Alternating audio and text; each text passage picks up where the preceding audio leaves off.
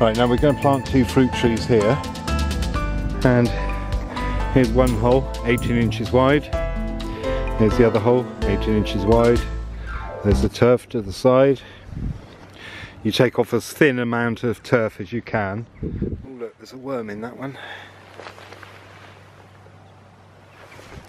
And now I'm going to dig down 18 inches, and by the looks of it I'm going to need the bar to do that. So that's going to spread over 2 days. I've only got another half an hour here.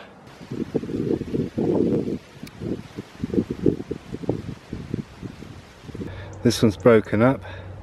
It's a bit clay, this one, whereas this one seems like much nicer soil. So I'm going to have to go and get the bar to break up even further down, because this is very wet and claggy, and try and break it up as deeply as I can, and then I'll rake it all out backwards if I can, and then mix it with compost. And there's the robin in this garden, or one of them. They've been following me around. They follow me around literally. Okay, let's go and explore something that you won't see very often. You'll only see this in places where they can grow that big. But talking of winter greenery, now how's that for a laurel?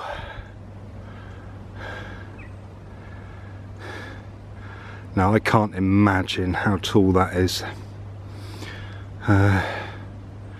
6, 12, 18. That's probably about 25 foot tall.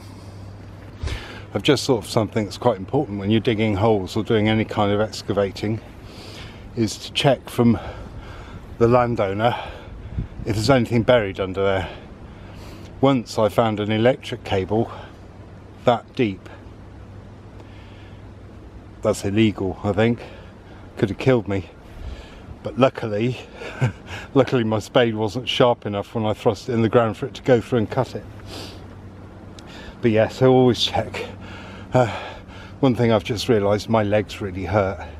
I mean, I'm not quite sure what the angle of this place is, but if I put the camera flat,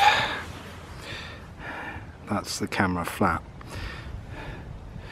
so you can see. That's a, you know, I'm falling backwards when I work from the bottom, but also it puts extra strain on your legs that you wouldn't have if it was on the flat. Right, I've been through with the bar all the way around, so now I'm going to have to take this out, and this is all going to be topsoil, so that goes to one side, and we keep that separate from the subsoil. So I'm going to find a bit of plastic to put it on, I think, then it'd be easier to put back in.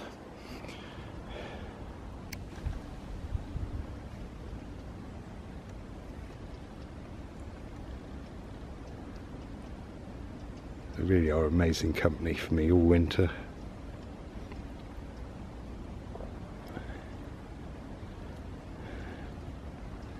A couple of years ago I had an army of 6 follow me around a garden. I thought they fought, but clearly not. Right, it's nearly time for me to pack up, I think.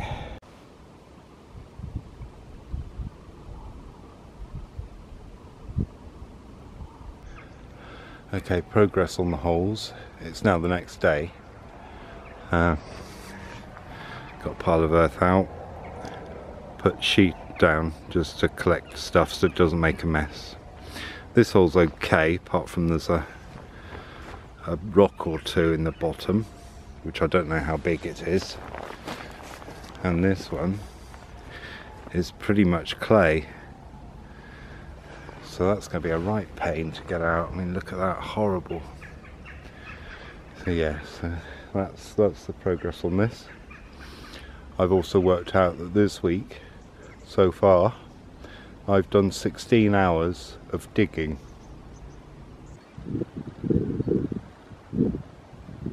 That's the other one, that's the one from the gate just flown in. Well, I have quite literally had a robin between my legs. I was stood here just stood here like that, and he was in and out of the hole, or she. And look, you can see that big stone there. I've just broken up all the bottom. They're in there.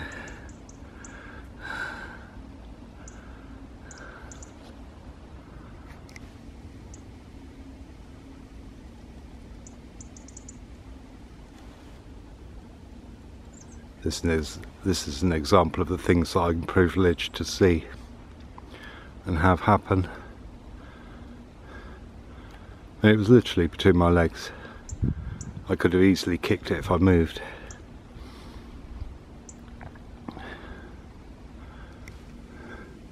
Yep, certainly the week of robins. But this one, bloody clay. I've broken it up with the bar. But yeah, so I'm going to have to get rid of that, I think. So I'm off now to see if there's a shove holer and a barrow's up there, and then find somewhere to get rid of it.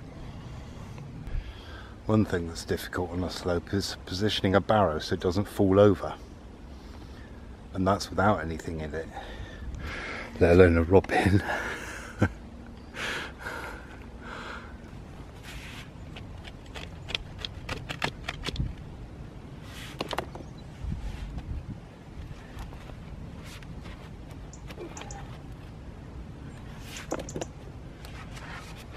Right, as you can see, that hole's down now. That other one just needs mixing about with compost.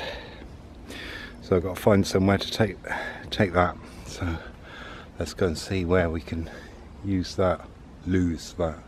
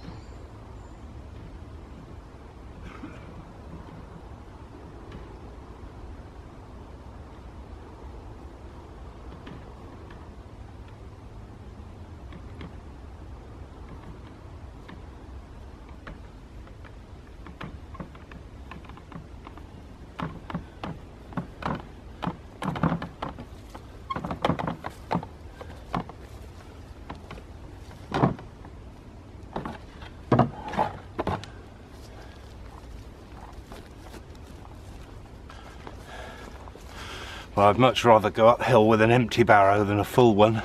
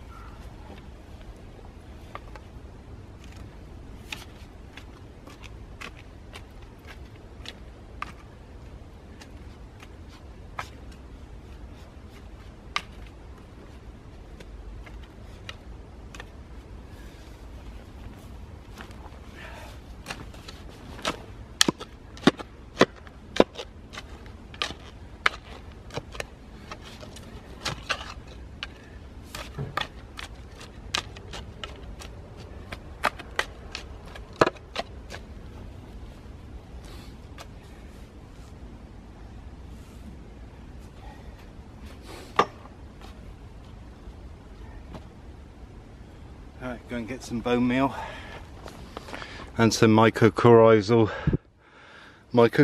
root stuff. Like my helpings of food, I'm generous. This is fish blood and bone.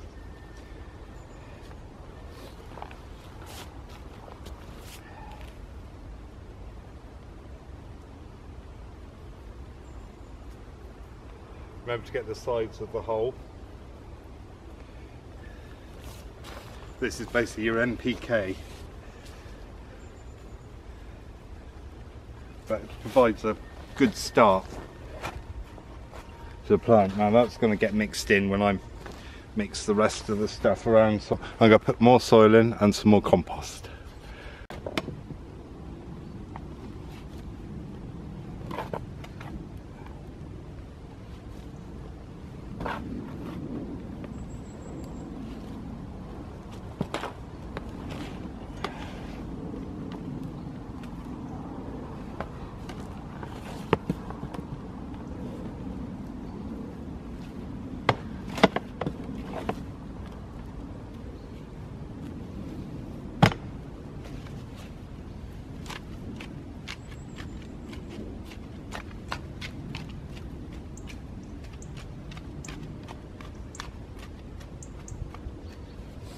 You firm it down as you go.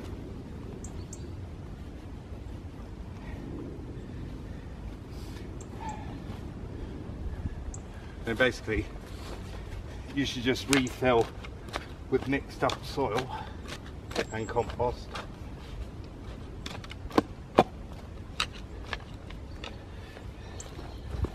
Firming as you go.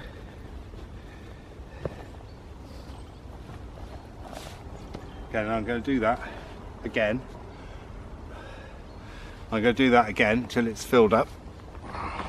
Because it's on a slopey ground, it means we're going to have one side of the hole that's going to be deeper than the other. But we need to plant the trees straight. So that's the next job.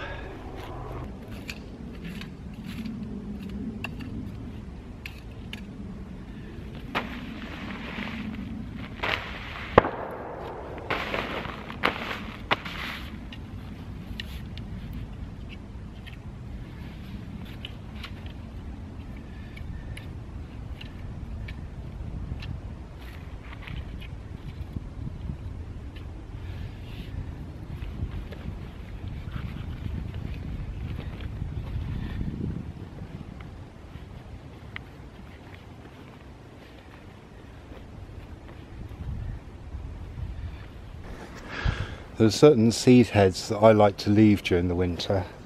I know they may be over and that, and you can see if you look down into the base, new growth starting to form. But this is sedum, lovely red flower heads, but in the winter, especially when covered in frost, they look really good. So I think it's worth leaving them. Okay, trees planted, time for lunch. Damson.